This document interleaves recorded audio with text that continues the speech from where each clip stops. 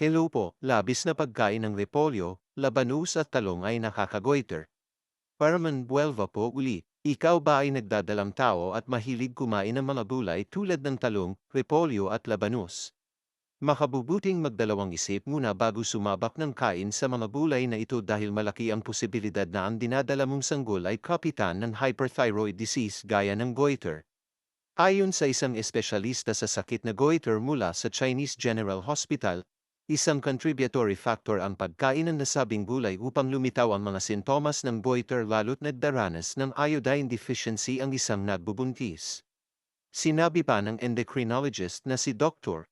Robert Chu na mayroong 75 hanggang 70% risk na magka-goiter ang isang nagdadalang tao lalo't mahina ang kanyang autoimmune system sa panahong nakakakain ito ng mga nabanggit na gulay.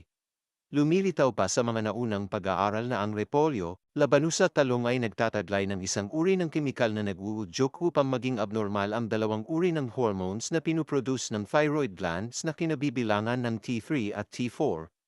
Nabatid pa na mayroon ding mga kaso na kahit hindi nagdadalang tao ang isang babae, pero nataong mahina ang kanyang autoimmune system at mayroon malalang iodine deficiency sa katawan, ang tsansa ng paglitaw ng toxic goiter o yaong nakamamatay ay malaki.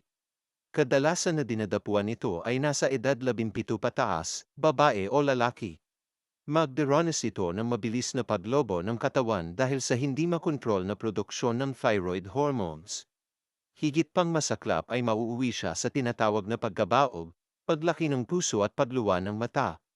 Kapag ganito nakalala ang sitwasyon ay tanging radioactive iodine na lamang ang magagawang sumunog sa nakal-alasong laman sa lalamunan ng biktima.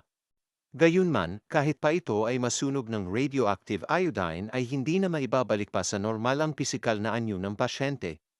Ingat po palagi, God bless po.